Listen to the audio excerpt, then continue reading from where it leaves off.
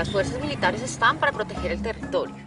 Ellas hacen acciones seguramente humanitarias, la Fuerza Aérea tiene acciones muy importantes de rescate, ayuda cuando hay desastres, en las grandes sequías que se dan en este país, la Fuerza ayuda, digamos, a transportar agua, etc. Pero es el Estado, el gobierno, digamos, el que tiene que llegar a suplir esos otros vacíos, ¿no?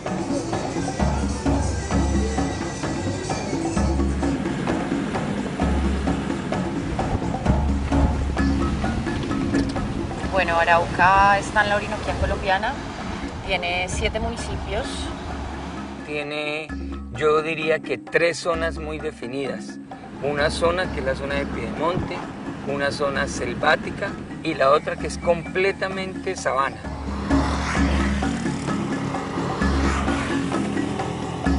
Arauca tiene más o menos 1.200.000 cabezas de ganado. Es el 4º productor nacional de plátano. Es el 3er productor nacional de cacao. Tiene mucha riqueza.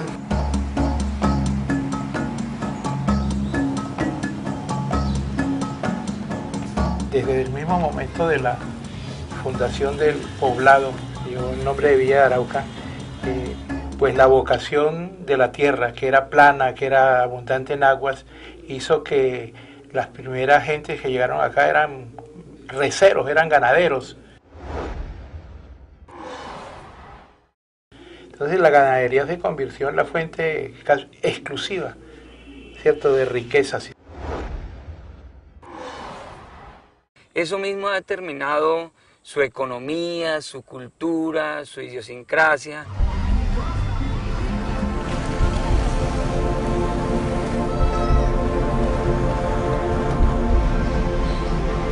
Realmente Arauca se viene a conocer a partir del año 80, cuando aparece el caño limón en una situación de crisis para el país, donde en algunas ocasiones no se tenía ni con qué pagar a los funcionarios, y es el petróleo el que entra a resolver el problema económico. Del 100% de nuestro Producto Interno Bruto, el 60% es por extracción de petróleo, y en esos años tuvimos un auge significativo y un número importante de barriles de petróleo. Este fenómeno de la llegada del petróleo pues trae consigo toda una migración, toda una llegada de personas de todo el país, porque se creía de que aquí la plata aparecía en la calle, que uno no debe agacharse y recogerla, porque había muchísima plata. Y querían ingresar a la industria petrolera ignorando que ahí hay muy pocas posibilidades, que exigen ciertas condiciones, ¿cierto?, que no tenía la gente de acá.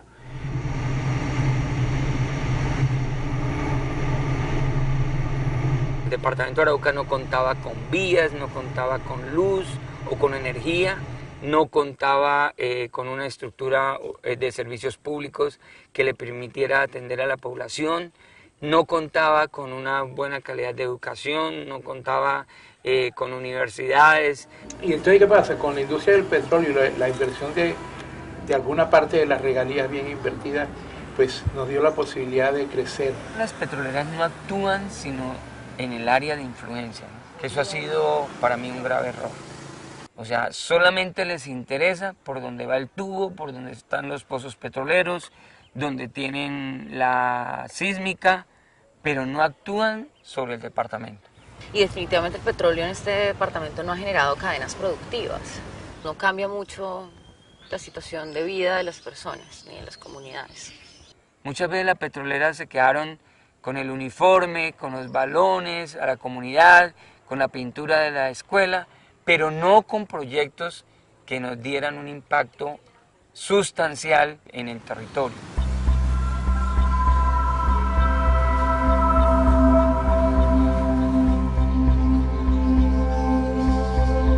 Nosotros reclamamos una deuda histórica de la nación. Realmente creemos que Arauca le ha aportado mucho a la economía del país. Creemos que Arauca salvó de su deuda externa en el año 86 a Colombia pero no hemos tenido una reciprocidad importante del gobierno nacional. Todo lo que ustedes ven en Arauca se ha construido por o con las regalías del petróleo. Las vías, la energía eléctrica, la conectividad, la infraestructura educativa, la infraestructura en salud. ¿Cómo es posible que Arauca no tenga la vía de la soberanía? Una vía tan importante para los Santanderes, para Boyacá, para Arauca, y que no tengamos nosotros una vía construida, al menos en unas mínimas características de conectividad. El hecho de estar tan lejos de los principales centros de distribución, de estar tan lejos de los puertos, hace que nuestra economía realmente no sea muy competitiva. El gobierno nacional nunca ha invertido acá, nada. Nos ha menospreciado, nos ha ignorado. Si tú miras la cobertura aquí en salud es alta, la educación es alta también. Claro, ahí no estamos mirando calidad. Tú lees los planes de desarrollo de Arauca y todos dicen, sí, tenemos 90% de cobertura en salud, pero los centros médicos están en muy mal estado y ves que ahí no va un médico, sino cada mes, cada 15 días. El desempleo es alto, la pobreza es alta, la falta de servicios es alta. Realmente el contrabando se convirtió en un mecanismo y en un medio de supervivencia de muchas personas en esta línea de frontera. Que ese gran contrabando está avalado por los grupos insurgentes y obviamente toda su cadena también. Y son muchas familias las que viven del tema del contrabando. Pero también es un problema de inseguridad para la región. Pero esa ausencia de Estado en nuestro departamento generó un caldo de cultivo, digámoslo así, para que los grupos al margen de la ley se establecieran en nuestro departamento.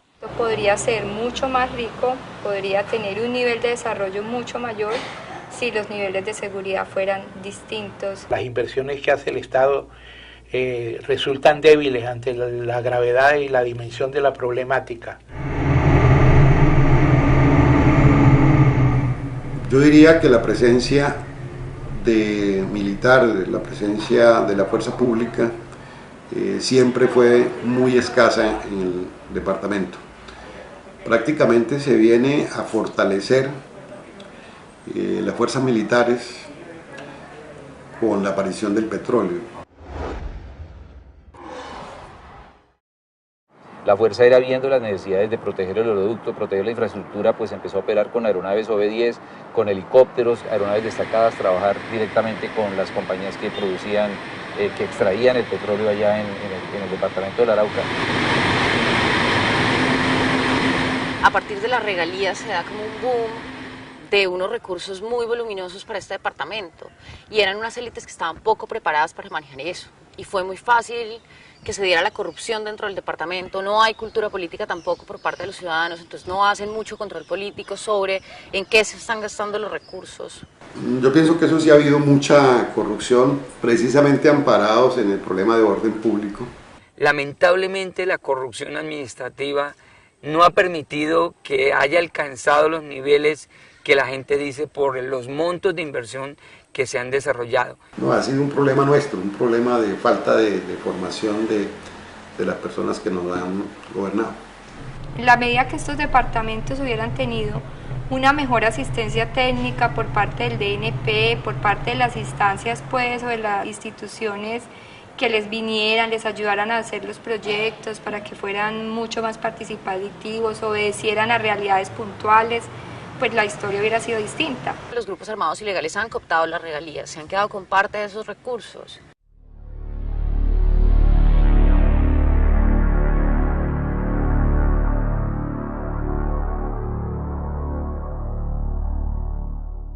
Los grupos ilegales que se encontraban en el departamento de Arauca, primordialmente el ELN, seguidamente las FARC, y pues como una respuesta, como una reacción a estos grupos, pues necesariamente las autodefensas. Para entender el fenómeno de la violencia en Arauca, es bueno conocer un poco la historia del departamento. El Ejército de Liberación Nacional tiene los primeros pinitos en el año, por ahí en el 66, vienen y se establecen en el territorio. El Domingo de la INA es una de las estructuras más poderosas del ELN. Esta fue creada por campesinos que venían de estas colonizaciones del Sarare. Ellos hacen unos pactos con el gobierno no les cumple. Y ellos ahí se comunican con unas facciones del ELN en Santander, norte de Santander, y digamos que de ahí fundan el Domingo Laín.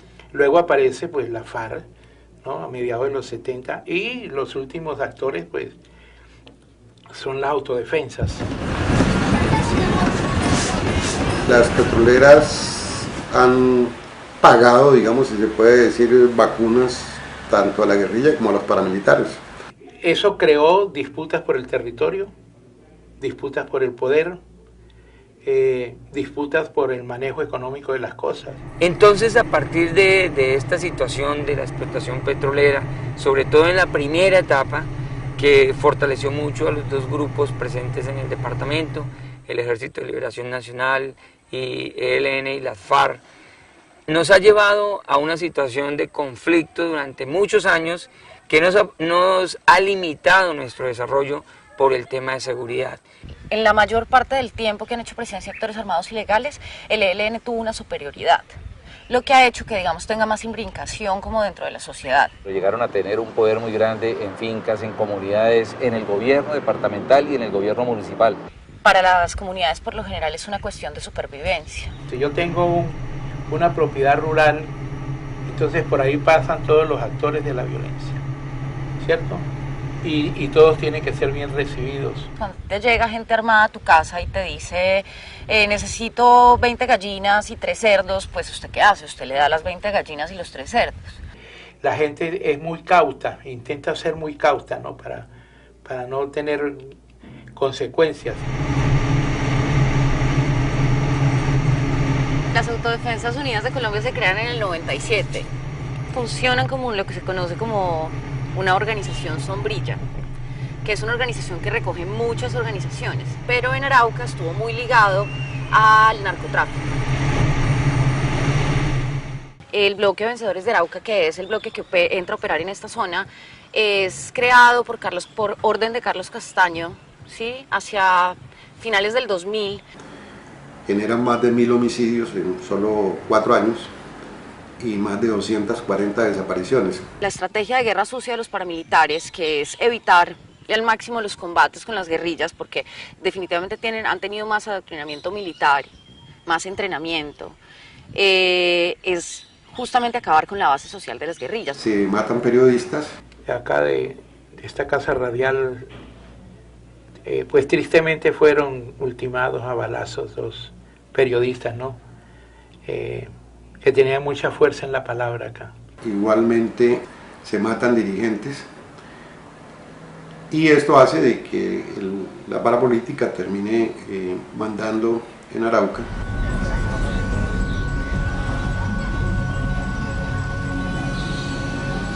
Nuestras coyunturas van, como nuestro periodo de estudio empieza en el 98, va desde el 98 hasta el 2001, que es la entrada de las autodefensas a Arauca. Después desde el 2001 al 2005, que es cuando se desmovilizan. Y ahí empieza una coyuntura muy importante que es la guerra abierta entre las FARC y el ELN, que dura más o menos hasta el 2010. Y de ahí ya hasta el día de hoy.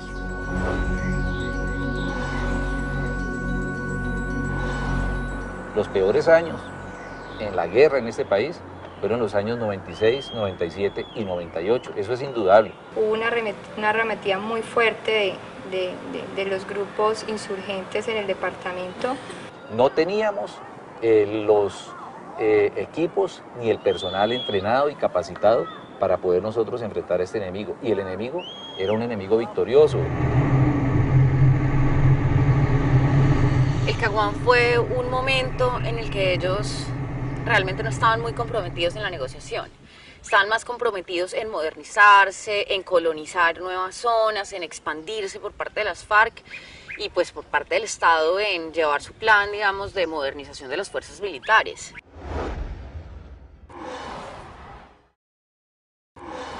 Cuando hubo mucha presencia aquí de paramilitares, este departamento perdió una cantidad de cabezas de ganado, la gente se desplazó, las personas perdieron sus tierras, había mucha zozobra, había mucho temor de la población y eso nos afectó considerablemente.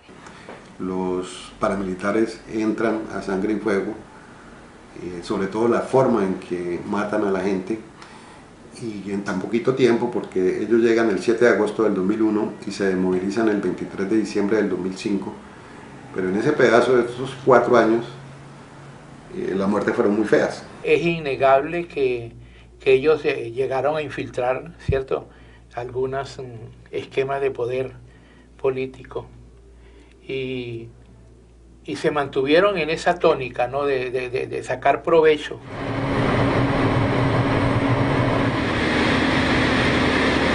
La firma del Plan Colombia nos dio recursos muy importantes para poder comprar tecnología nueva, aviones nuevos, para poder capacitar las tropas, y eso es todo lo que conocemos con el proceso de modernización. Por eso tenemos tanto cuidado y somos tan cuidadosos y tan milimétricos a la hora de hacer nuestras operaciones, y tenemos muchísimos filtros, y el último filtro es el comandante de la unidad, que nosotros ya le presentamos todo y él nuevamente revisa absolutamente todo de tal forma que no vayamos a afectar a la población civil. Me parece a mí que con Uribe se tapó la presencia de los grupos al margen de la ley, porque como que se escondieron, pero en Arauca no se solucionó el problema como algunos quieren hacernos ver. Y el objetivo central, según sus fines, era acabar con la guerrilla, pero resulta que no llegaron a la zona donde realmente ellos estaban, ni se entraron a combatir directamente a las fuerzas insurgentes de la FARC y el ELN, sino que prácticamente mataban a las personas que llamaban colaboradores o milicianos. Inclusive el paramilitarismo llegó a sitios donde la guerrilla tenía mayor fuerza, como Saravena, al sector urbano, donde masacraron muchas personas acusados de ser colaboradores de la guerrilla. El tema de derechos humanos en Colombia, ¿qué tanto son respetados por las fuerzas militares y de policía? Es un tema complejo. Hay que decir que en nuestro caso, así como en los años 80 y 90 del siglo pasado, eran casi un tema vedado, hoy el Ministerio de Defensa Nacional, las fuerzas militares y de policía cuentan con una política pública de respeto a los derechos humanos y al DIH en Colombia. Somos supremamente respetuosos de los derechos humanos y es lo principal para nosotros en cualquier operación. Si nosotros consideramos de que vamos a afectar, ahí paramos. Se toma como uno de las verdades, lo resuelve de las sentencias, que hubo participación de las fuerzas militares con el paramilitarismo para su accionar criminal. No obstante, en terreno, en una situación de conflicto armado no internacional como la que vive Colombia, hasta la fecha, ¿qué tanto se respetan en la práctica los derechos humanos y no se viola el derecho internacional humanitario? Es una cuestión que va a generar siempre polémica. Para nosotros es más exitosa una operación, así neutralicemos una gran cantidad de terroristas, pero nos afecta muchísimo más cuando afectamos a la población civil, porque es a los que tenemos que defender. Las guerrillas eran expertas en atacar de noche, emboscadas, la toma de Mitú fue en la noche, y nuestras fuerzas militares no estaban capacitadas para contrarrestar el ataque nocturno.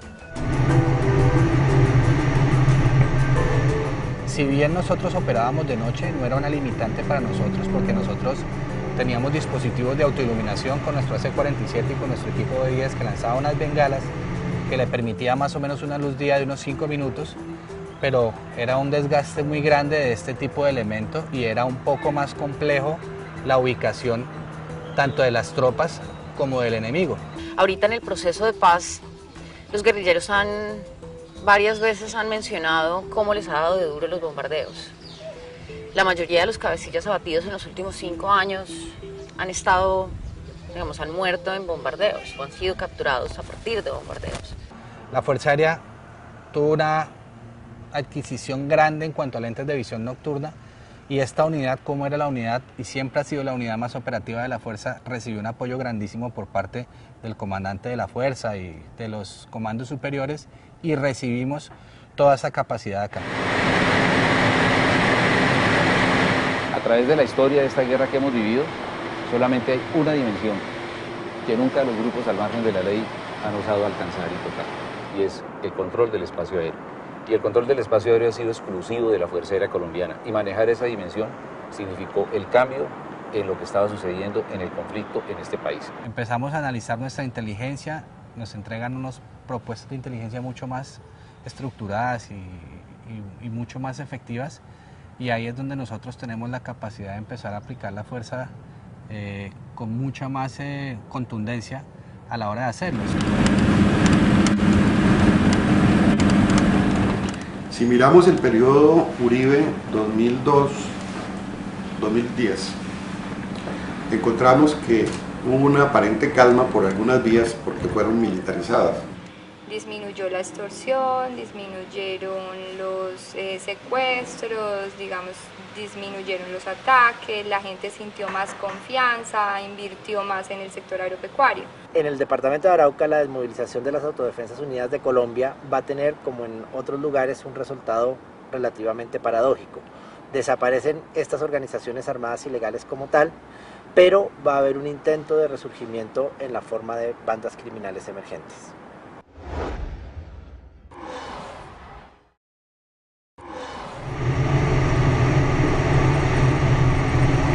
Cuando se dio la guerra con el ELN y las FARC, el número de acciones crece impresionante.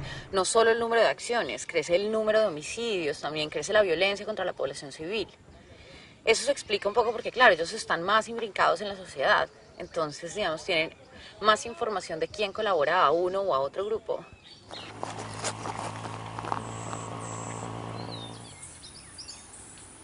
Entonces llegaron a hacer pues negociaciones de, bueno, nos reservamos este territorio, ustedes se reservan este otro, en aras de no chocar. En el 2010 pactan el ELN y las FARC, y no solamente se dividen los municipios del departamento, sino que además empiezan a planear operaciones conjuntas.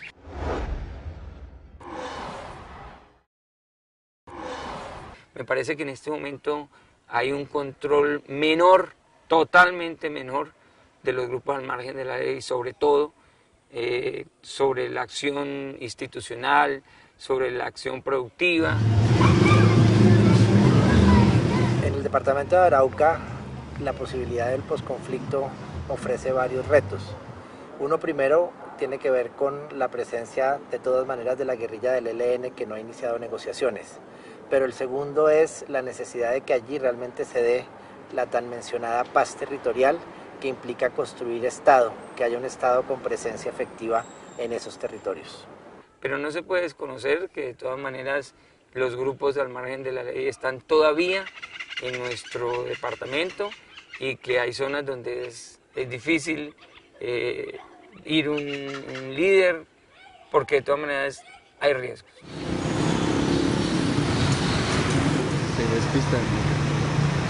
El ELN finalmente va a entender que la capacidad operacional de las fuerzas militares se va a dirigir hacia ellos, y que firmada la paz con las FARC, ellos necesariamente van a ser el primer objetivo por parte del gobierno nacional, y que las operaciones de la Fuerza Aérea contra este grupo narcoterrorista se van a incrementar. Yo diría que la época donde más libertad hemos tenido es precisamente desde que se está haciendo los acuerdos de La Habana. Entonces esto puede bajar los índices de violencia directa, claramente, y eso es importantísimo. Ya eso es una ganancia suficiente.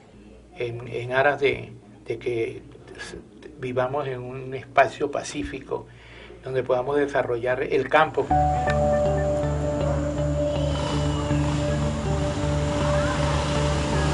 El Estado tiene que seguir aumentando la presencia en diferentes esferas, en diferentes escenarios. Nosotros como institución estamos convencidos de que tiene que ser la mejor herramienta y que es la única forma de que podamos consolidar un territorio en paz, y es mediante el diálogo y las negociaciones que se están desarrollando.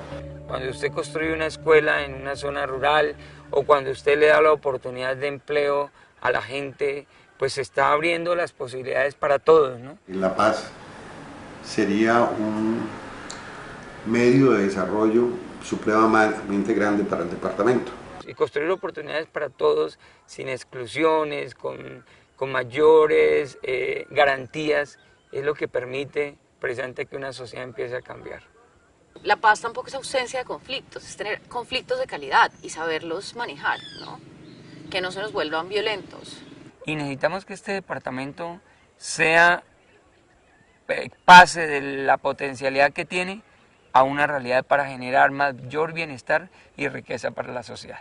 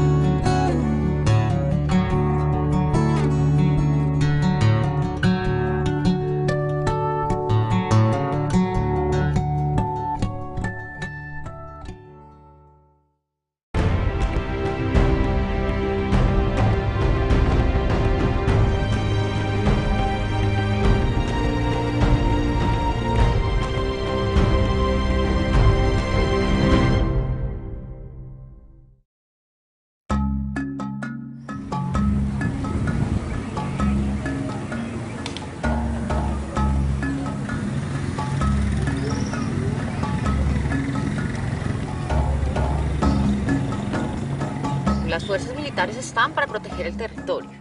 Ellas hacen acciones seguramente humanitarias, la Fuerza Aérea tiene acciones muy importantes de rescate, ayuda cuando hay desastres, en las grandes sequías que se dan en este país, la Fuerza ayuda, digamos, a transportar agua, etc. Pero es el Estado, el gobierno, digamos, el que tiene que llegar a suplir esos otros...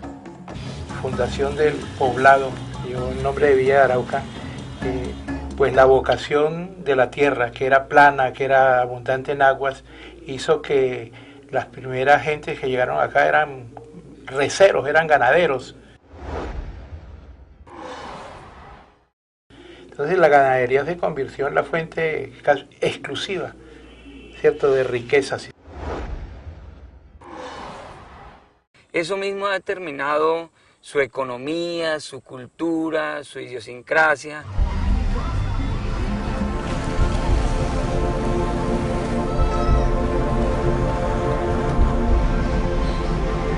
Realmente Arauca se viene a conocer a partir del año 80, cuando aparece el caño limón en una situación de crisis para el país, donde en algunas ocasiones no se tenía.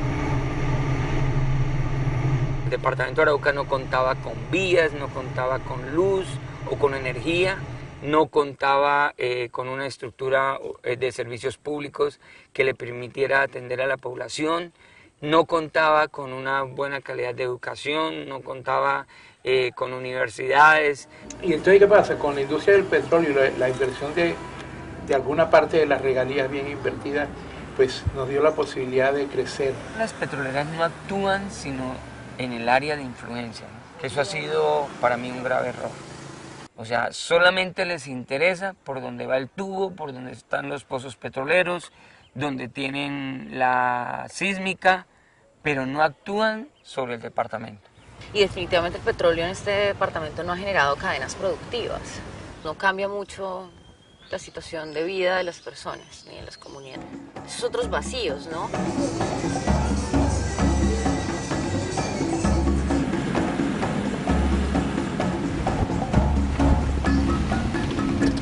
Bueno, Arauca está en la Orinoquía colombiana, tiene 7 municipios. Tiene, yo diría que 3 zonas muy definidas. Una zona que es la zona de Piedemonte, una zona selvática y la otra que es completamente sabana.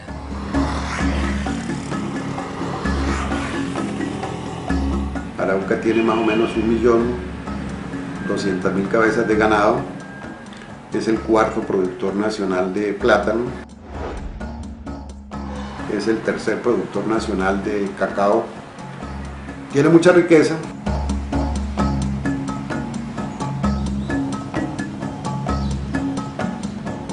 Desde el mismo momento de la... Ni con qué pagar a los funcionarios, y es el petróleo el que entra a resolver el problema económico. Del 100% de nuestro Producto Interno Bruto, el 60% es por extracción de petróleo, y en esos años tuvimos un auge significativo y un número importante de barriles de petróleo. Este fenómeno de la llegada del petróleo pues trae consigo toda una migración, toda una llegada de personas de todo el país, porque se creía de que aquí la plata aparecía en la calle, que uno no debe agacharse y recogerla, porque había muchísima plata. Y querían ingresar a la industria petrolera ignorando que ahí hay muy pocas posibilidades, que exigen ciertas condiciones, cierto, que no tenían la gente de acá.